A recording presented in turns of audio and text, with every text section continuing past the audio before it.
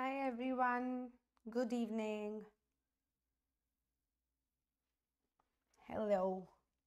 Start करें सवाल। I hope practice करे हैं सबने, और आई होप प्रैक्टिस करे हैं तो हुए भी होंगे, और कहीं फंसे हो तो मुबारक है, कुछ नया सीखने को मिलेगा, और नहीं फंसे तो मुबारक है, काफ़ी कुछ सीख चुके हो। तो मैं स्टार्ट कर रही हूँ questions. Hi good evening. I hope मेरी आवाज़ आ रही है। ठीक है जी। पहला सवाल है, for the reaction 2A gas plus 3B gas gives 4C gas, 20 mole of A are treated with 50 moles of B. Calculate the number of moles of product formed. सबसे पहली बात, अगर दो रिएक्टेंट्स हैं और दोनों की कहानी दी हुई है, दो रिएक्टेंट्स है, दोनों की कहानी दी हुई है, तो ऐसे केस में हमें लिमिटिंग रिएजेंट सोचना होता है। ठीक है, तो अगर हम नॉर्मल स्टोक्योमेट्री के अकॉर्डिंग जाए तो हम लिमिटिंग रिएजेंट पता कर सकते हैं। दो मोल ए को 3 मोल बी चाहिए। Hi good evening. 2 मोल ए को 3 मोल बी चाहिए, तो 20 मोल ए को कितना चाहिए होगा? 30 मोल बी चाहिए होगा, और बी हमारे पास एक्स्ट्रा है, 50 दिया हुआ है। तो सोचो, 2 मोल ए को 3 मोल बी चाहिए कंप्लीटली रिएक्ट करने के लिए, इसका मतलब 20 को 30 चाहिए, और अगर 20 को 30 चाहिए तो भाई हमें 50 क्यों दिए तुमने? इसका मतलब वो एक्सेस रिएजेंट है, और इसका मतलब ए जो है वो लिमिटिंग रिएजेंट है। जो लिमिटिंग रिएजेंट होता है वो रिएक्शन चलाता है ना, वो रिएक्शन चलाता है। तो हमें ये पता है कि 2 मोल ए अगर हम लेते based on the stoichiometric coefficient, हमेशा हमेशा स्टोक्योमेट्री के अकॉर्डिंग खेलना होता है। 2 मोल ए लेते तो 4 मोल सी बनता, पर हमने लिया कितना है? 20 मोल ए लिया है, तो कितना सी बनेगा? 40 मोल सी बनेगा। तो कितना प्रोडक्ट बना ये तो हमें समझ आ गया। सेकेंड पार्ट है एक्सेस रिएजेंट कितना बचा। हमें पता है कि 2 मोल ए को 3 मोल बी चाहिए। दैट इम्प्लाइज क्वेश्चन में कितना दिया है? 20 मोल ए को 30 मोल बी चाहिए। देयरफॉर बी बचा कितना? कितना बचा? 50 दिया है क्वेश्चन में, 30 रिएक्ट कर गया, 20 मोल बी बचा। तो क्वेश्चन में पूछा था कि number of moles of product formed बता दो, और एक्सेस रिएजेंट कितना अनरिएक्टेड बचा है वो बता दो। तो एक्सेस रिएजेंट कितना लिया था माइनस कितना एक्चुअली रिएक्ट कर गया, तो जो बच जाता है वो हमारे पास देना था। ठीक है जी, आगे बात करते हैं। नेक्स्ट क्वेश्चन कहता है, for the reaction Fe2O3 plus carbon gives CO2 plus Fe, calculate the amount of iron produced if 120 kg of 90% pure Fe2O3 is treated with excess carbon. It is treated with excess carbon. If it is treated with excess carbon, I think ये मैंने मास लिखा है। ठीक है, तो अब पहले सबसे पहली बात, जब भी किसी क्वेश्चन में रिएक्शन दिया होता है, जब भी, तो तुम्हारे जीवन का स्टेप 1 होता है उसको बैलेंस करना। हो सकता है उसने बैलेंस करके दिया हो, उसके लिए हम उसका शुक्रिया अदा करेंगे, बट अगर नहीं किया तो हमें बैलेंस करना है। वो हमारी ड्यूटी बन जाती है कि अब हम उस रिएक्शन को बैलेंस करें। Hi good evening. तो अब इसको बैलेंस करो, मुझे बताओ क्या कोफिशिएंट्स आएंगे? Stoichiometric coefficients. Fe2O3 के बाजू में क्या होगा? कार्बन के बाजू में क्या होगा? तुम बताओ थोड़ा सा, बताओ, देखिए क्वेश्चन सॉल्व करा है कि नहीं।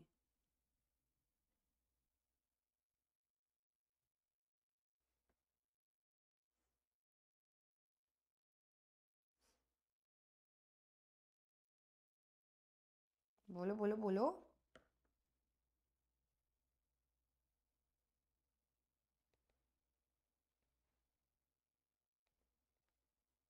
कहाँ गए?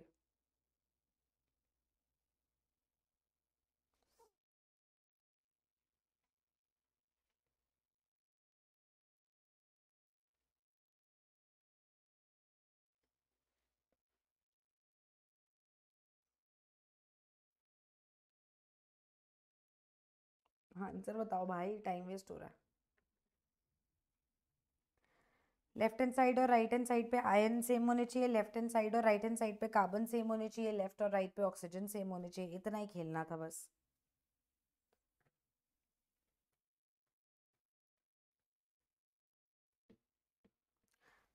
अगर मैं यहाँ पे 2 कर दूँ तो यहाँ पे 4 आयरन करना पड़ेगा, 2 और 2 4 है, 4 आयरन कर दिया। ऑक्सीजन कितना हो गया लेफ्ट साइड पे? 2 2 3 3 4, देखते हैं। 6 हो गया, तो यहाँ 3 कर देंगे ताकि यहाँ भी ऑक्सीजन 6 हो गए, तो 3 कार्बन यहाँ है, 3 यहाँ कर देंगे। परफेक्ट आंसर था, गुड। 2 3 3 4 आंसर है। बैलेंस कर दिया। बैलेंस नहीं किया होता तो बड़ी दिक्कत होती लाइफ में, क्योंकि अगर बैलेंस नहीं करते तो आंसर कैसे लाते? तो 90% सैंपल दिया तुम्हें, Fe2O3 जो दिया है वो 100% प्योर नहीं है, और अगर वो 100% प्योर नहीं है तो only the pure part reacts वाली बात आ जाएगी। ये अच्छा क्वेश्चन था दिमाग चलाने के लिए। Only the pure part reacts, तो एक्चुअली कितना Fe2O3 रिएक्ट किया? एक्चुअली रिएक्ट कितना किया गया? 90% ऑफ 120 किलो है, ग्राम्स में कन्वर्ट कर रही हूँ क्योंकि मोल्स चाहिए होते हैं ना हमें। तो ये कितना आ जाएगा? 120 1 2 3 डिवाइडेड बाय 100 इंटू 90, ये आ जाएगा 108000 ग्राम्स। इतने ग्राम्स ऑफ Fe2O3 प्योर है एंड यही रिएक्ट करेगा। सही बात है ना, यही रिएक्ट करेगा। तो number of moles of Fe2O3 जो उसने क्वेश्चन में दिया वो कितना हो जाएगा? गिवन मास अपॉन मोलर मास कितना हो जाएगा? 2 इंटू 56 प्लस 48, कितना आएगा भैया? मैथ कर लेते हैं थोड़ी सी। 160, तो 108000 डिवाइडेड बाय 160, सही है या? 675 मोल। रुक जाओ, दोबारा चेक कर लेते हैं यार, मैं तो कैलकुलेटर यूज कर सकती हूँ। 108000 डिवाइडेड बाय 160 से 675, तो इसका मतलब इतने मोल्स एक्चुअली रिएक्ट करेगा। सही बात है, सोचना, अब दिमाग लगाना। अब हम क्वेश्चन पे चलते हैं। अब हम क्वेश्चन के अकॉर्डिंग दिमाग लगाएंगे कि भाई कितना आयन प्रोड्यूस होगा, ये सोचना है। कुछ नहीं, स्टोक्योमेट्री हमारे हाथ में, उसी से खेलना। हमको क्या मालूम है? हमको ये मालूम है कि अगर हम 2 मोल Fe2O3 लेंगे तो 4 मोल आयरन बनेगा, ये हमको मालूम है। तो 675 मोल लेंगे तो जो उसने क्वेश्चन में दिया, 4/2 इंटू 675, इतने मोल आयन बनेगा। यार मोल आ गया, मास नहीं आएगा क्या? Mass is equal to 675 into 2 into molar mass, इतने ग्राम्स आयन बन जाएगा। पेपर में अगर उसने आपको केजी में दिया तो 1000 से डिवाइड कर देना यार, गेम ओवर है। केजी में देगा, अगर रिएक्टेंट केजी में है तो जो ऑप्शंस होंगी वो भी केजी में ही होंगी। तो बात समझ आनी जरूरी है, जब भी क्वेश्चन देखो और वो आपको रिएक्टेंट दे और आपसे प्रोडक्ट पूछे कितना आएगा, तो 2 बातों का ध्यान रखना। पहली बात कि क्या उसने हर रिएक्टेंट की बात की हुई है। अगर उसने हर रिएक्टेंट का अमाउंट दिया हुआ है तो लिमिटिंग रिएजेंट का क्वेश्चन है। फिर हमें पहले ढूंढना है कि लिमिटिंग रिएजेंट कौन है, क्योंकि जो लिमिटिंग रिएजेंट होता है वो खत्म होता है और जो खत्म होता है वो रिएक्शन चलाता है। फिर हमें उसके अकॉर्डिंग खेलना है।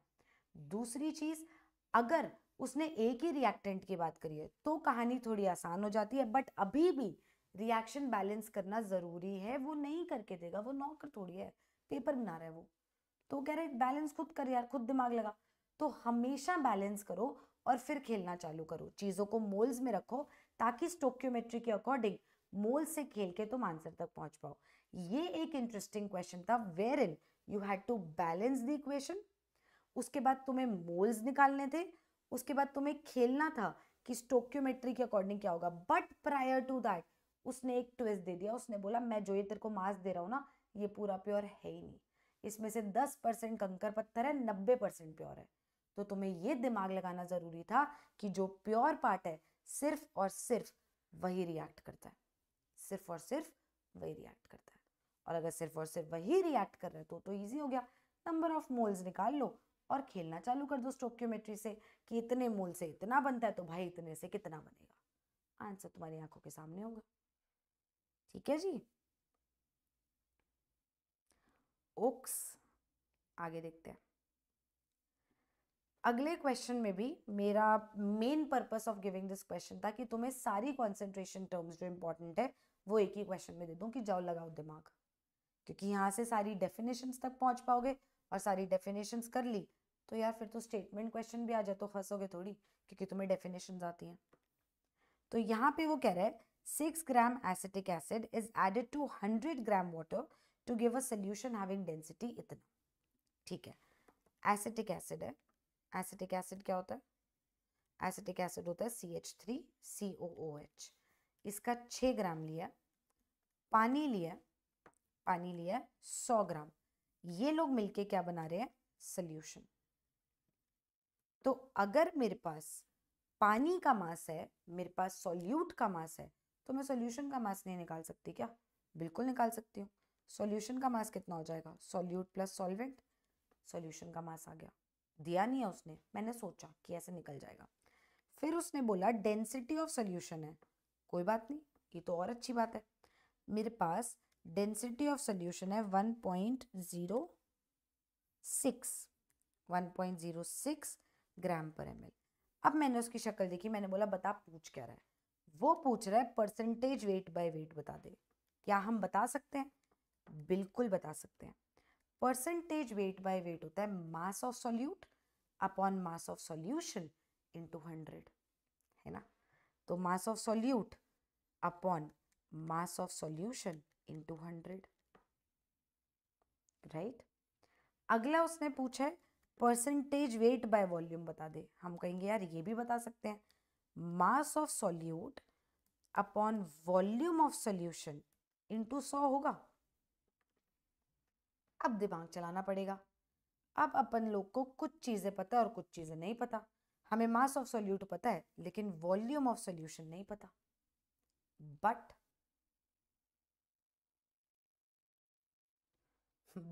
आई विल, बट वॉल्यूम निकल सकती है यार। हमारे पास मास है, हमारे पास डेंसिटी है, तो वॉल्यूम कितनी हो जाएगी?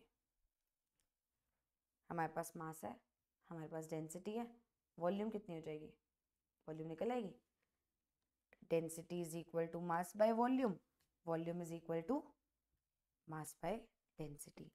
106 डिवाइडेड बाय 1.06 हो जाएगा, इंटू 100 हो गया। ये कट जाएगा, 100 ml आ गया भाई। क्वेश्चन खत्म। 6 ग्राम, 6 ग्राम है upon 100 into 100, 6% weight by volume आ गया। ठीक है, और क्या पूछा है? और बोल रहे कि सुन एक काम कर, मोल फ्रैक्शन भी बता दे। मैं कहता हूँ सारे क्वेश्चन इसी में डाल दिए मैंने। मोल फ्रैक्शन क्या होगा? Number of moles of acetic acid upon number of moles of acetic acid plus number of moles of पानी। नहीं निकल सकता क्या? बिल्कुल निकल सकता है। मोल्स कैसे आते हैं? Given mass by molar mass upon moles इसके, और पानी के मोल्स कैसे आएंगे? पानी का मास दिया है, पानी का मोलर मास पता है, आ जाएगा यार मोल फ्रैक्शन। सारी इंफॉर्मेशन है अब हमारे पास, सब कुछ निकल आया। कितनी चीज दी थी उसने? उसने बस क्वेश्चन में मास ऑफ सॉल्यूट दिया था और मास ऑफ सॉल्वेंट दिया था और डेंसिटी ऑफ सॉल्यूशन। हमने दिमाग लगाया, हमने बोला सुन यार मास ऑफ सॉल्यूट है, मास ऑफ सॉल्वेंट है, सॉल्यूशन का मास क्या होता है? दोनों का ऐड कर दो। अब मास ऑफ सॉल्यूशन है, डेंसिटी ऑफ सॉल्यूशन है, वॉल्यूम ऑफ सॉल्यूशन आ गया, क्वेश्चन खत्म हो गया। अब वो जो पूछ ले, मोलैरिटी पूछ ले, वो तुमसे मोलैलिटी पूछ ले, जो पूछ ले तुम निकाल सकते हो, क्योंकि तुम्हें चीजों की डेफिनेशन याद है। मोलैरिटी क्या होता है? Number of moles of solute upon volume of solution in litre.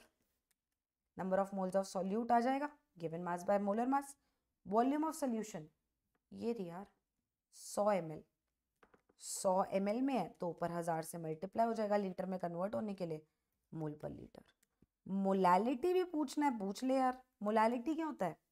Number of moles of solute upon mass of solvent in KG. हम कहेंगे भाई तुझे दिख नहीं रहा क्या, तू नहीं बताया मास ऑफ सॉल्वेंट हमें। नंबर ऑफ मोल्स हम निकाल लेंगे, एसिटिक एसिड का गिवन मास तूने दिया है, मोलर मास हमको मालूम है, मास ऑफ सॉल्वेंट ये रहा, इंटू 100 कर दो, सॉरी इंटू 1000 कर दो क्योंकि ये ग्राम्स में है, तो ये आ जाएगा मोल पर केजी। और क्या पूछना है उसको? स्ट्रेंथ। स्ट्रेंथ का भी फॉर्मूला हमें पता है, याद है ना स्ट्रेंथ का फॉर्मूला? स्ट्रेंथ भी कराया हुआ है मैंने। स्ट्रेंथ क्या होता है? मोलैरिटी इंटू मोलर मास होता है। मोलैरिटी क्या है? यहाँ से निकालिए, अभी निकाल दें क्या? कहीं निकाल दे यार, टाइम वेस्ट क्यों करूँ मैं। चिंटू, इसका नाम है मोलैरिटी का चिंटू। तो चिंटू मोल पर लीटर इंटू मोलर मास क्या होता है? 60 ग्राम पर मोल। तो आंसर आ जाएगा चिंटू इंटू 60 ग्राम पर लीटर। ग्राम पर लीटर में स्ट्रेंथ ऑफ सोल्यूशन बताई जाती है। स्ट्रेंथ आ गई। और क्या पूछा है? नॉर्मेलिटी। नॉर्मेलिटी नहीं निकाल पाओगे, मोलैरिटी आ गई तो। Molarity into n factor.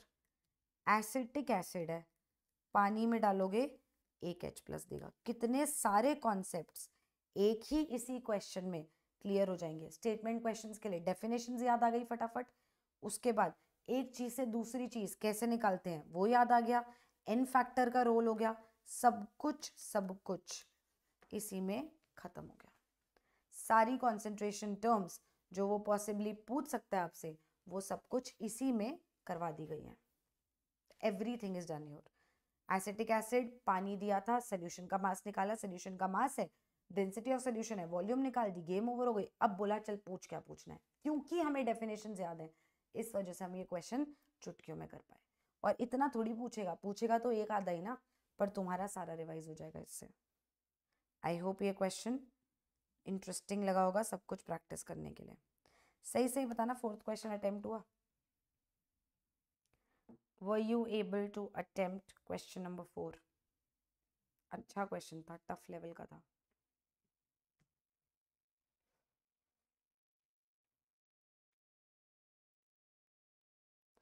Fourth question में मीथेन और इथीन की बात हो रही है। मीथेन होता है ये, इथीन होता है ये, C2H4। X is to Y के मोल्स का रेशो है। इसका मतलब है कि अगर CH4 के X मोल्स हैं तो C2H4 के Y मोल्स हुए। रेशो पता है हमें। अब हमारे पास मोल्स हैं और एवरेज मोलर मास 20 दिया हुआ है। एवरेज मोलर मास 20 दिया हुआ है, ठीक है। मोलर मास दिया एवरेज, एवरेज मोलर मास दिया है, तो हम लोग गिवन मास से भी खेल सकते हैं। देखना मेरी बात सुनना ध्यान से। नंबर ऑफ मोल्स होता है given mass upon molar mass, और law of conservation of mass कहता है कि अगर 2 ग्राम ये और 2 ग्राम ये मिक्स किया है तो जो रिजल्टेंट होगा मिक्सचर वो 4 ग्राम का होगा। यही law of conservation of mass कहता है। उतना ही लगाना था कि अगर 2 ग्राम एक चीज है, 2 ग्राम दूसरी चीज ली है, मिक्स करा तो 4 ग्राम प्रोडक्ट आना चाहिए। यही बात थी। प्रोडक्ट मतलब जो भी वो मिक्सचर बना है ना। अब अगर मैं इसका गिवन मास निकाल लूं कि ये कितना लिया है, इसका गिवन मास निकाल लूं ये कितना लिया है, और उनको ऐड कर दूं तो मेरे पास मास ऑफ मिक्सचर आ जाएगा, गिवन मास ऑफ मिक्सचर। मान रहे हो है ना? तो गिवन मास GM लिख रही हूं मैं, given mass of methane plus given mass of ethane would be equal to total mass of mixture या गिवन मास ऑफ मिक्सचर जो होगा। ओके, गिवन मास होता क्या है? Number of moles into molar mass.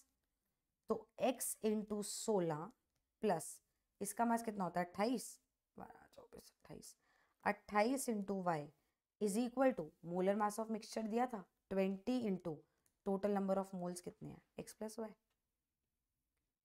Molar मास दिया है mixture का, average molar mass, और एवरेज मोलर मास होता किसके इक्वल है? मोलर मास होता 20 के इक्वल है, और एवरेज मोलर मास मतलब क्या? एवरेज मोलर मास मतलब 20, और 20 इंटू नंबर ऑफ मोल्स कर दिए तो गिवन मास ऑफ मिक्सचर आ जाएगा। और law of conservation of mass कहता है कि अगर इसका कुछ मास लिया और इसका कुछ मास लिया और उनको मिक्स करा, मिक्सचर का मास आ जाएगा। तो एक का मास प्लस दूसरे का mass is equal to mixture का given mass, not molar, right. 16x plus 28y is equal to 20x plus 20y हो गया। दैट इम्प्लाइज, इसको इधर ले आते हैं, 8y is equal to 4x, that implies 2y is equal to x। अगली बात उसने पूछी है कि ये बता कि अगर मैं उनको y/x की रेशियो में लूं तब एवरेज मोलर मास कितना हो जाएगा। हम उसको बोलेंगे पहुंचते हैं वहां तक।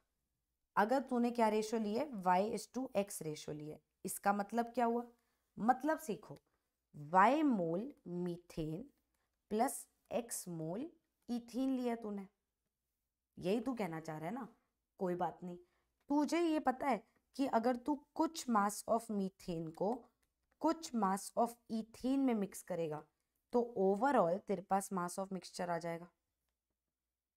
और मास ऑफ मिक्सचर होगा किसके equal? Molar mass into total number of moles. Number of moles होता है गिवन मास अपॉन मोलर मास, है ना मेरे बच्चों। तो गिवन मास किसके इक्वल होता है? Number of moles into molar mass. तो total number of moles into the average molar mass would be given mass. और हमें पता है चीजें मिक्स हो रही हैं तो वो सेम होना चाहिए। आओ यहाँ से खेलें। तो 16y plus 28x is equal to average molar mass into total number of moles. अब y की वैल्यू y रखते हैं, x की जगह हमको पता है 2y पुट कर सकते हैं, is equal to m into 2y plus y. Okay, 16y plus 56y is equal to m into 3y. That implies 72y is equal to m into 3y. m की value आ गई यार 24, तो average molar मास आ गया 24। ये बहुत अच्छा question था, law of conservation of मास, सबसे बेसिक चीज उठा के उसने हमसे खेल खिलवाया मोल्स के साथ। अगेन मैं बता देती हूँ, अगर थोड़ा सा भी डाउट है तो सबसे पहले उसने x मोल्स ऑफ मीथेन लिया और y मोल्स ऑफ इथीन लिया, ये सोच लो। हमको ये मालूम है कि यार अगर किसी चीज का कुछ गिवन मास ले, मतलब 5 किलो हमने आटा लिया और 5 किलो चावल लिए, उसको मिक्स कर दिया, तो टोटल मिक्सचर का मास कितना होगा? 10 किलो ना, यही मानते हो ना। अब उसी चीज को इसमें अप्लाई करो। अगर मेरे पास मीथेन का गिवन मास आ जाए, इथीन का गिवन मास आ जाए, अगर मेरे पास मीथेन का गिवन मास आ जाए, इथीन का गिवन मास आ जाए, और मैं उनको ऐड करूं, तो मेरे पास total mass of that mixture आटा चावल का आ जाएगा। एग्जैक्टली वही चीज। लेकिन गिवन मास निकालते कैसे हैं? Molar mass into moles. मैंने हर किसी के लिए वही खेला। मैंने बोला मेरे पास x मोल्स ऑफ मीथेन है, तो गिवन मास क्या होगा? x इंटू मोलर मास, 16x हो गया। 16x आटा, 16x आटा और 28y चावल, उसका मोलर मास इंटू उसके मोल्स। तो मैंने 16x इतने किलो आटा लिया और 28y इतने किलो चावल लिया और मैंने इनको मिक्स किया, तो जो भी टोटल सम आएगा वो क्या होगा? 16x प्लस 28y के इक्वल। मान रहे हो? ये LHS हो गया। उसने बोला ये जो मिक्सचर है ना, इसका भी मोलर मास है मेरे पास, इस मिक्सचर का मोलर मास है 20 के इक्वल। तो हमने बोला ठीक है, इसका भी गिवन मास आ जाएगा, molar mass into number of moles. और नंबर ऑफ मोल्स है क्या? जो दो चीजें लिए उनके मोल्स का सम, तो 20 इंटू एक्स प्लस वाई। तो अब हमें ये समझ आया कि 16x चावल प्लस 28y आटा would be equal to 20 into x plus y. Solve वॉल्व करा, एक्स और वाई का आपस में रिलेशन आ गया। उसने अगली चीज बोल दी, उसने बोला एक काम कर यार, मैंने ना अभी 16x आटा लिया था, है ना, मैं कह रहा हूँ मोल्स बदल देते हैं, इस बार ऐसा करते हैं कि उल्टे मोल्स कर देते हैं, तो अब एवरेज मास बता, एवरेज मोलर मास। तो हमने उसको बोला सुन, अब methane was y moles, ethene was x moles।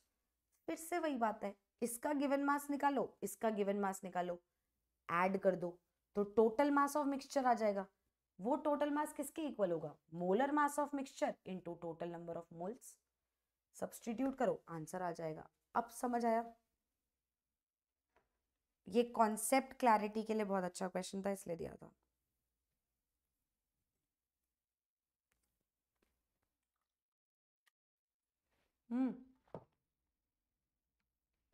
बात समझ आई?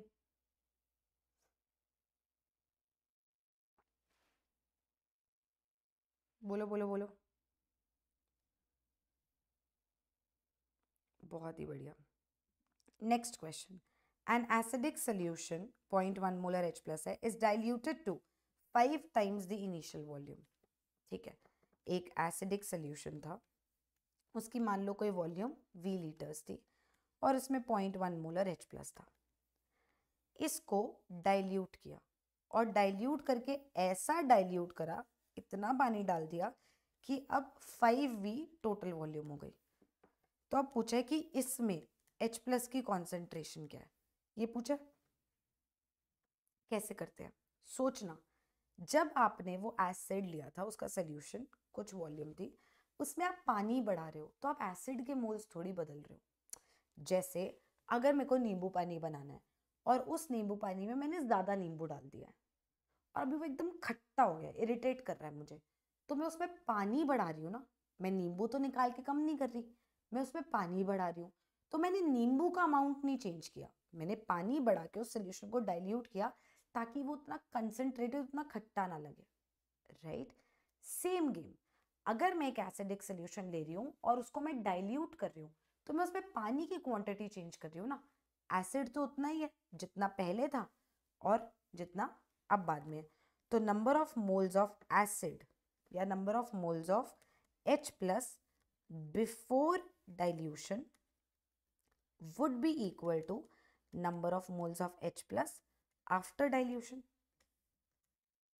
right?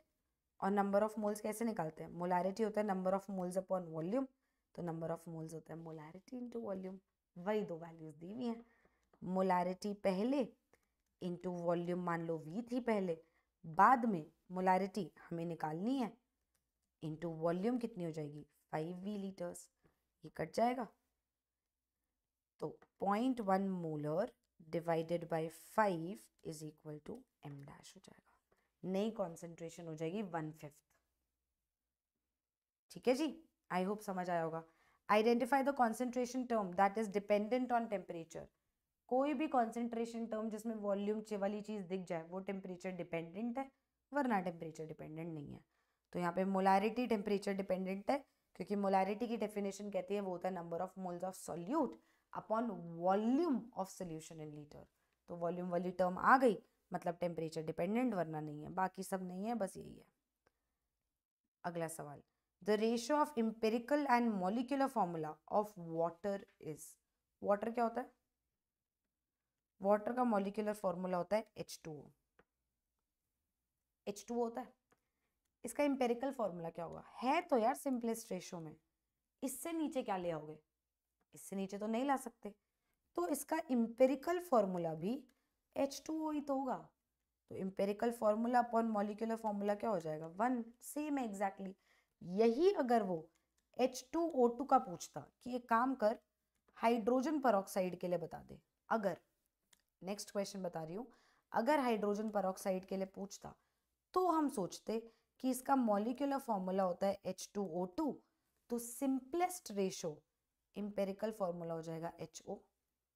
तो empirical formula into 2 is equal to molecular formula, या empirical formula by molecular formula हो जाता 1/2। वो इसके केस में होता जहाँ पे एम्पेरिक मॉलिक्यूलर फॉर्मूला को सिंपलेस्ट रेशो में कन्वर्ट किया जा सकता है। पानी में क्या ही है, सिंपलेस्ट में ही तो है, 2:1 में ही तो है रेशो में, और कम क्या ही कर लोगे। तो इसका मॉलिक्यूलर फॉर्मूला और एम्पेरिकल फॉर्मूला सेम है। Very good, the answer was 1:1। Next question, next question कहता है the empirical formula of an organic gas containing carbon and hydrogen is CH2 if 1 liter of this gas has the mass equal to 1 liter of nitrogen at NT भी लिखना भूल गई मैं, then molecular formula पूछा है। बहुत अच्छा question था। हमको मालूम है एम्पिरिकल फॉर्मूला इनटू सम n is equal to molecular formula, ये हमको मालूम है। हमको ये n मिल जाए ना, तो हम CH2 इंटू n करके मॉलिक्यूलर फॉर्मूला निकाल दे सकते हैं। ये n आता कैसे? ये n होता है molar mass upon empirical formula mass. Again molar mass question में बात भी नहीं करी, इंपेरिकल फॉर्मूला मास मैं निकाल सकती हूँ, 12 + 2 14।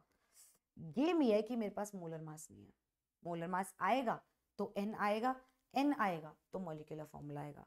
बट उसने एक छोटी सी चीज बोली है, उसने बोला है 1 लीटर ऑफ ये मेरी जो गैस है, जो भी मैंने गैस ली है, इसका mass is equal to 1 litre nitrogen के मास के इक्वल है।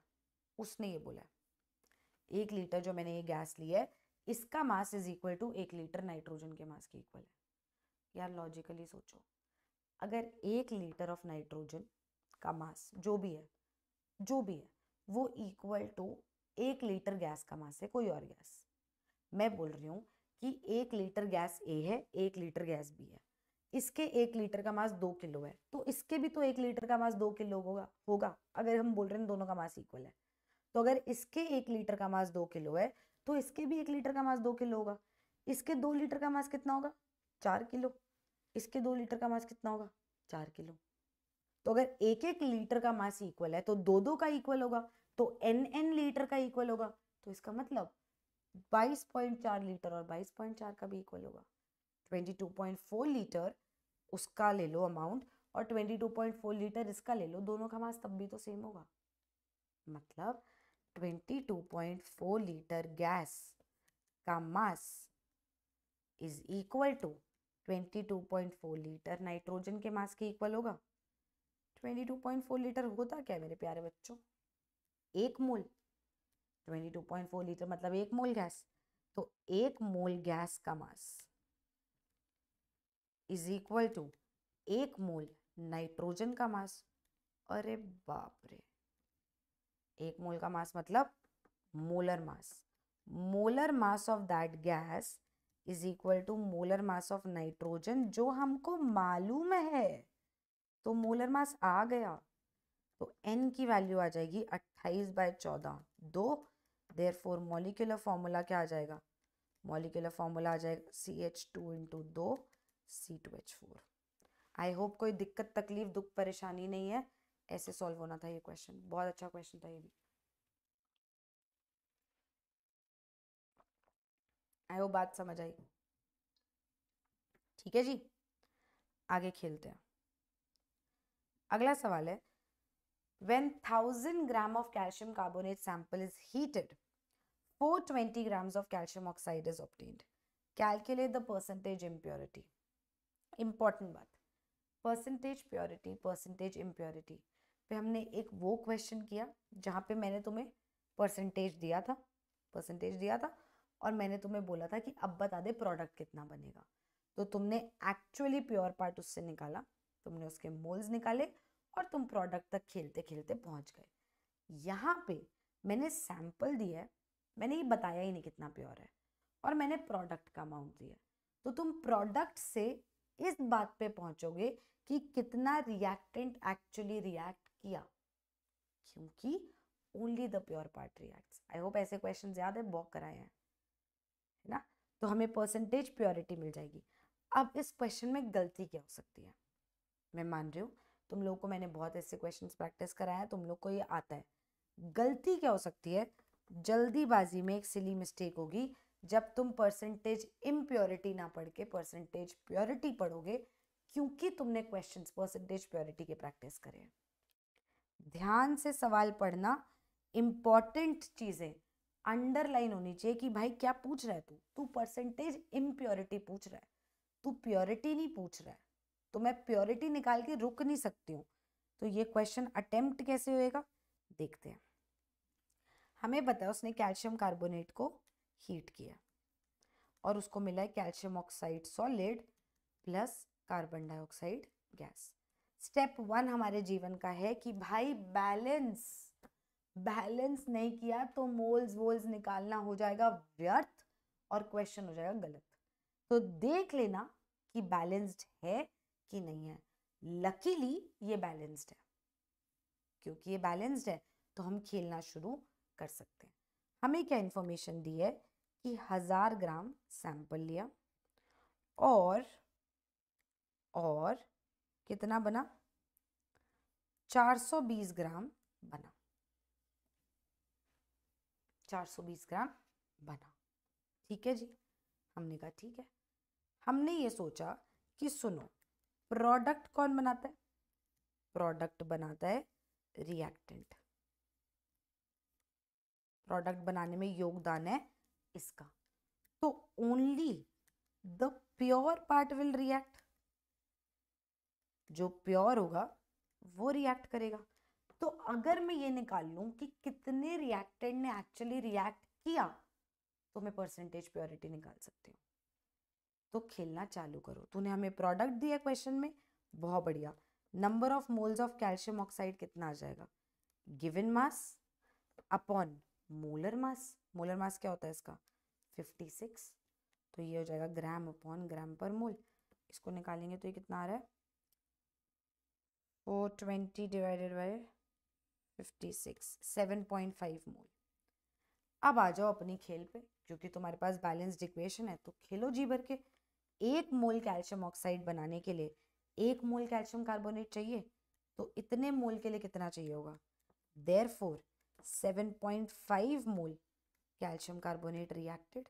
एक के लिए एक रिएक्ट करता है, तो 7.5 के लिए 7.5 ही रिएक्ट करेगा। इतना रिएक्ट किया, मास रिएक्टेड कितना हो जाएगा, number of moles into molar mass, 7.5 into 100 is equal to कितना आ जाएगा, 750 ग्राम्स रिएक्ट किया। Only the pure part reacts. Percentage purity would be equal to कितना रिएक्ट किया अपॉन कितना दिया था इंटू 100, 75%। क्या मेरा क्वेश्चन खत्म हो गया है, बिल्कुल नहीं, उसने पूछा ही नहीं है बट ऑप्शन दिया है,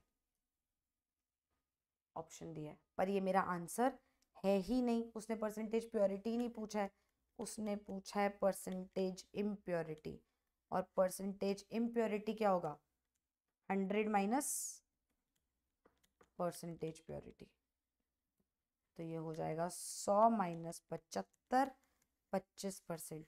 ये तुम्हारी सिली मिस्टेक होगी, जो मत करना, दिमाग लगा के क्वेश्चन करना। सबको पता है कि अब परसेंटेज प्योरिटी के क्वेश्चंस कर रहे हो, आ गया ना पिछली साल, तो जिन्होंने नहीं करा था अब उनका भी दिमाग चलने लग गया कि भाई ये भी पढ़ना है स्लैश पढ़ाना है जो भी। तो परसेंटेज प्योरिटी के सवाल अभी तक हमने 2 तरह के कर लिए हैं। क्या करा है हमने, जो 2 तरह मेन है, पहला टाइप है जहाँ पे वो सैंपल दे रहा है एंड उसकी परसेंटेज प्योरिटी दी, एंड हमसे प्रोडक्ट पूछा, प्रोडक्ट की कहानी पूछी। तो कुछ नहीं, हमने प्योर निकाला रिएक्टेंट, और उस प्योर से हमने निकाले मोल्स, और मोल से हमने निकाला प्रोडक्ट। दूसरा टाइप क्या था, उसने सैंपल दिया और उसने परसेंटेज प्योरिटी नहीं दी, बट उसने प्रोडक्ट की कहानी दी, प्रोडक्ट की कहानी दी। तो हम प्रोडक्ट से रिएक्टेंट पे गए और रिएक्टेंट पे जाके परसेंटेज प्योरिटी निकाली, ये करा है हमने। लेकिन चाहे ऐसा क्वेश्चन हो चाहे ऐसा क्वेश्चन हो, इंपॉर्टेंट गेम पहली ये है कि बैलेंस द इक्वेशन। करके देगा तो थैंक यू सो मच, नहीं करके देगा तो यार अपना दिमाग लगाना पड़ेगा। Next question, for the reaction ammonia plus O2 gives NO plus H2O, how much NO will form when 6.8 grams of ammonia and 8 grams of oxygen react? क्या करना चाहिए, स्टेप 1 ऑफ माई रिएक्शन क्या है, मुझे इस क्वेश्चन को attempt करने के लिए पहली चीज क्या करनी है, what should I do? Step 1, tell me, what do you think, what is step 1? जल्दी से।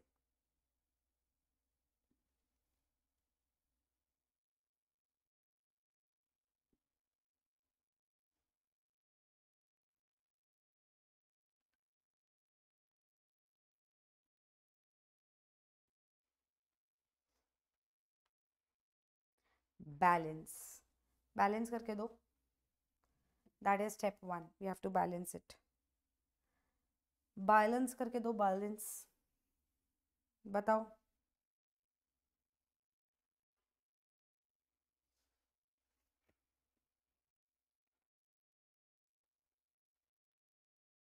बोलो बोलो बोलो, क्या आएगा?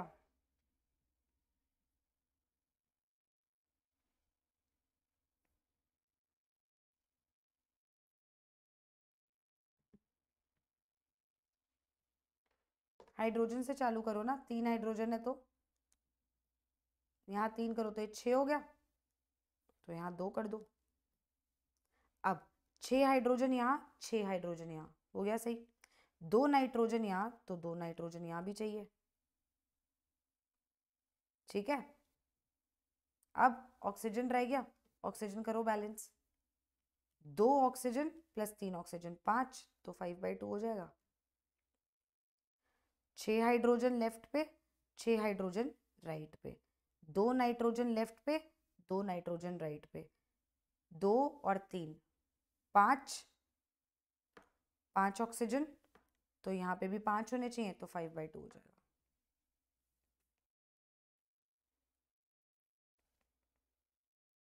ठीक है जी,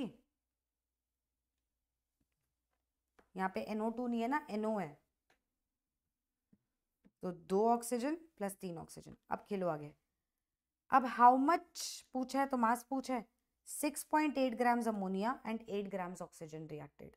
2 रिएक्टेंट्स है, दोनों की कहानी दी है, तो स्टेप 2 है लिमिटिंग रिएजेंट निकालो। तो 6.8 grams, number of moles of ammonia कितना हो गया, 6.8 डिवाइडेड बाय 17, और number of moles of oxygen कितना हो गया, 2.8,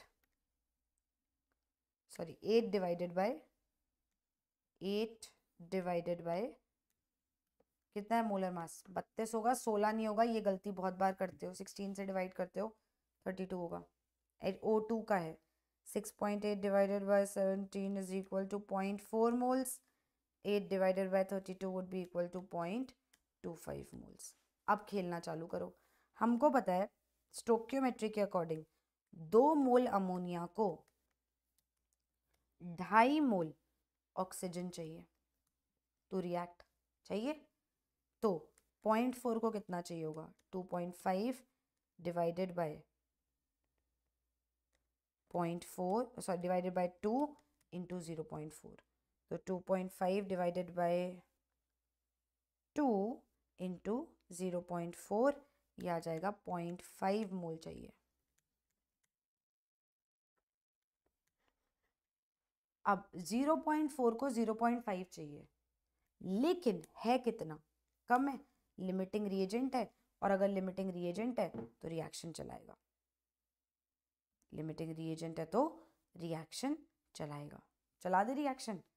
अब इसकी कहानी सोचो, 2.5 मोल से 2 बनता है, 2.5 मोल ऑक्सीजन लो तो 2 मोल NO बनेगा, उसने NO ही तो पूछा है, तो हमने कितना लिया है, 0.25 से कितना बनेगा, 2/2.5 इंटू 0.25, ये 100, ये 10, कट जाएगा, कट जाएगा, 0.2 मोल NO, 0.2 मोल NO बनेगा। अब ये 0.2 मोल NO से मास नहीं आएगा क्या, 0.2 इंटू मोलर मास, क्वेश्चन खत्म। तो जब भी एक रिएक्शन दिया हो, सबसे पहले बैलेंस करना, वरना पहली गलती।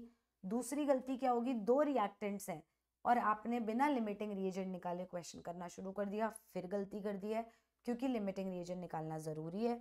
उसके बाद एक और गलती जो इस क्वेश्चन में आपको हो सकती है, जल्दीबाजी में हो, वो ये है कि मोलर मास ऑफ ऑक्सीजन 16 ले लोगे, 32 नहीं लोगे, जबकि O2 है तो मोलर मास 32 होगा। Next question, calculate the total number of electrons in 4 grams of O2 minus ion and calculate the valence electrons in 4 grams of O2 minus ion.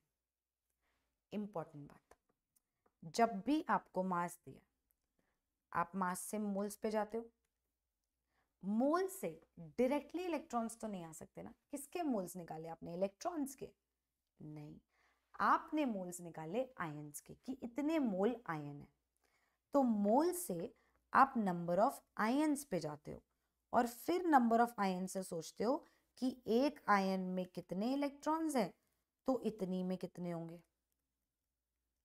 Right? ऐसे ही तो करते हो। अब पहली गलती होती है कि मोल से डायरेक्टली इलेक्ट्रॉन्स वाले क्वेश्चन करने लगते हो। मोल्स आपने किस चीज के निकाले हैं? उसने आपको आयन दिए ना कि मैंने इतने ग्राम आयंस लिए हैं, तो मोल्स भी तो आयंस के निकले। और फिर आपने नंबर ऑफ आयंस निकाली, फिर आपको सोचना है हर आयन की क्या कहानी है, तो इसकी क्या कहानी होगी। ठीक है जी, आओ खेलें। Number of moles of O2 minus कितना हो जाएगा, गिवन मास। अब यहाँ पे मोलर मास 16 लिया है, O2 था तो 32 लिया था, यहाँ 16 लिया है, तो 1/4 हो गए मोल्स। नंबर ऑफ आयंस कितनी हो जाएंगी इस केस में, number of moles into Avogadro number, या Na लिख दूं, 1/4 Na। नंबर ऑफ आयंस हो गई।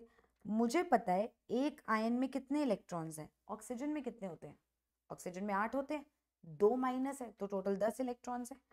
एक आयन में 10 इलेक्ट्रॉन्स हैं, तो मेरे पास टोटल कितनी आयंस हैं अभी, 1/4 Na आयंस में 10 इंटू 1/4 Na इलेक्ट्रॉन्स नहीं हो जाएंगे मेरे बच्चों, तो टोटल नंबर ऑफ इलेक्ट्रॉन्स हो जाएंगे 10/4 Na। Total number of electrons हो जाएंगे 10/4 Na।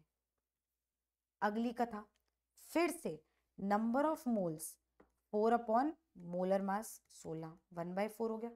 नंबर ऑफ मोल्स से आयंस निकलेंगे, आयंस कितने हो जाएंगे, 1/4 Na। करेक्ट, आ गए। अब उसने क्या पूछा है सोचो, अब उसने क्या पूछा है, अब उसने टोटल इलेक्ट्रॉन्स नहीं पूछे, उसने बोला वैलेंस इलेक्ट्रॉन बता। एक आयन में वैलेंस कितने होंगे, ऑक्सीजन में कितने हैं वैलेंस, 1s2 2s2 2p4 होता है, तो 1s2 हटा दो, 2s2 2p4 वाला 6 हो गए, और 2 नेगेटिव है तो 8 इलेक्ट्रॉन्स हो गए। 2 नेगेटिव भी तो गिनोगे, वो भी तो पड़े ही हैं, उसी में तो है। तो एक आयन में 8 इलेक्ट्रॉन्स है, राइट? तो 1/4 Na में कितना हो जाएगा, 8 इंटू 1/4 Na इलेक्ट्रॉन्स। धीरे धीरे क्वेश्चंस अटेम्प्ट करना, हर चीज को पहले मोल्स में कन्वर्ट करना, मोल से नंबर ऑफ आयंस निकालना, नंबर ऑफ आयंस निकालने के बाद इलेक्ट्रॉन्स की कहानी शुरू होगी, नॉट पहले। ठीक है जी। अगला और आखिरी सवाल, आंसर क्या निकाला था इसका, निकाला भी था, this was a good match the following question, but अगर एक भी निकाल लेते तो आंसर आ जाता। आंसर क्या था,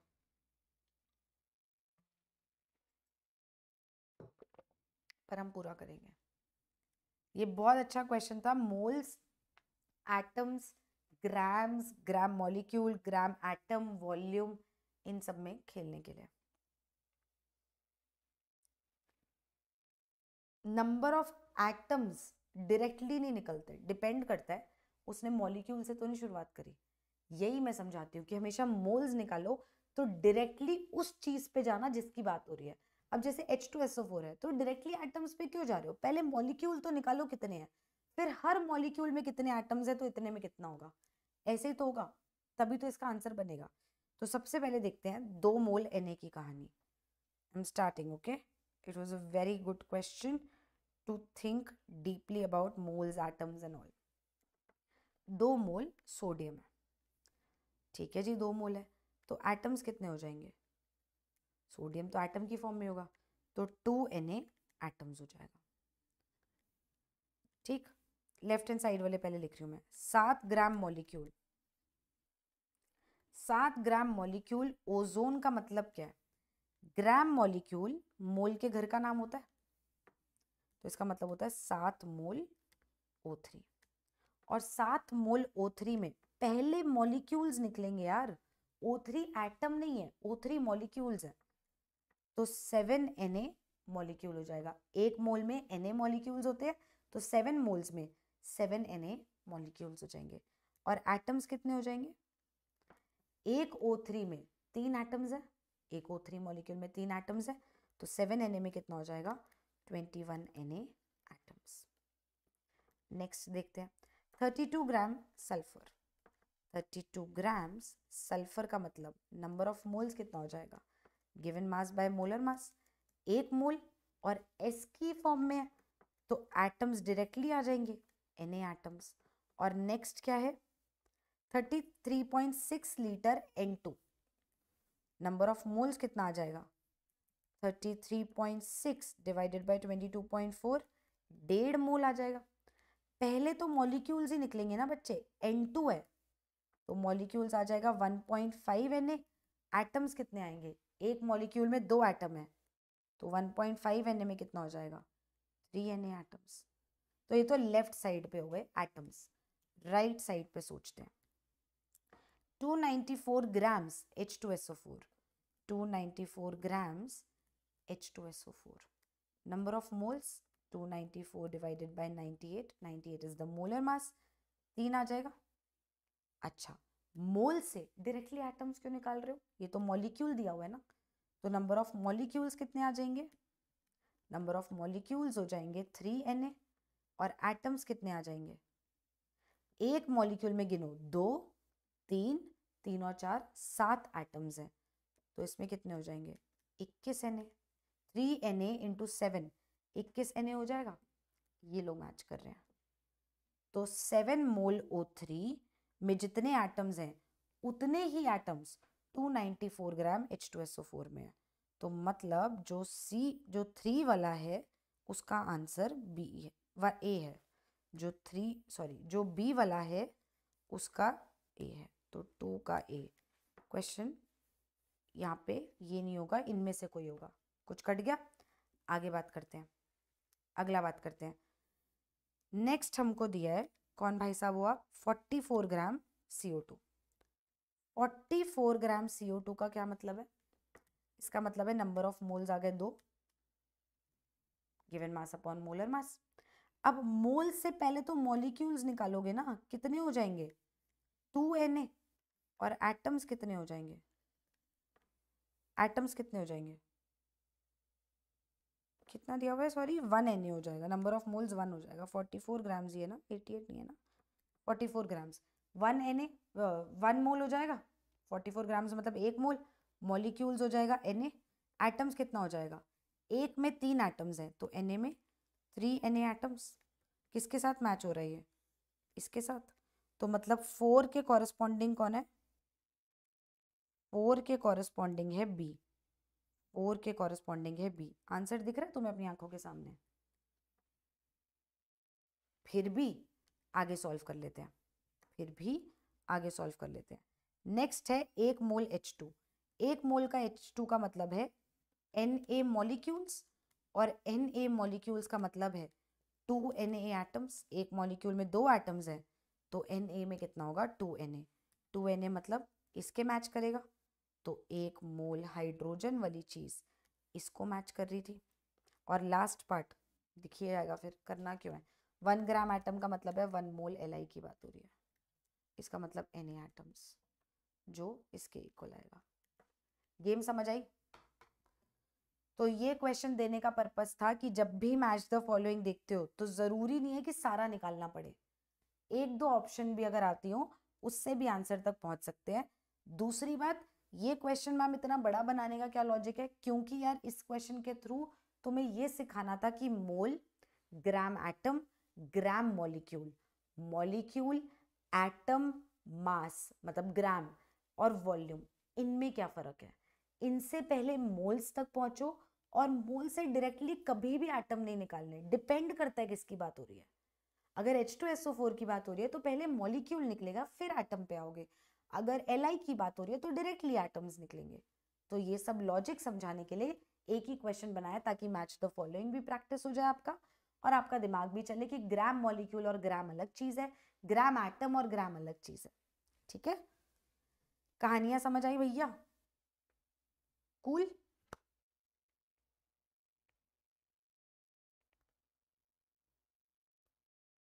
थैंक यू। ठीक है जी, बातें समझ आ गई। बाकी और क्वेश्चंस प्रैक्टिस के लिए दूंगी मूल कॉन्सेप्ट के, वो अगली बार साथ में प्रैक्टिस करेंगे। I will focus more on statement questions और असर्शन रीजन, क्योंकि तुम उसमें ही फंसते हो। न्यूमेरिकल्स के लिए इतने अगर हो गए और बाकी जो मैंने मेरे से पढ़ा हुआ है, रिवाइज करा हुआ है, और आप PYQs प्रैक्टिस करो तो बहुत है। ये क्वेश्चंस बस दिमाग को चलाने के लिए थे कि एक ही जगह पे इतनी सारी चीजें दिख रही हैं, तो या तो कंफ्यूज होकर छोड़ दे या तो हिम्मत करके अटेम्प्ट करे। तो हिम्मत करके अटेम्प्ट करा, so I am very proud of you. बाकी अपन मिलते हैं अगली बार, इसको पूरा खत्म करेंगे। Mostly assertion reason statement questions देने की कोशिश करूंगी, ठीक है जी, ताकि उसकी प्रैक्टिस भी अच्छे से हो जाए। चलो मिलते हैं फिर, bye bye, bye, take care.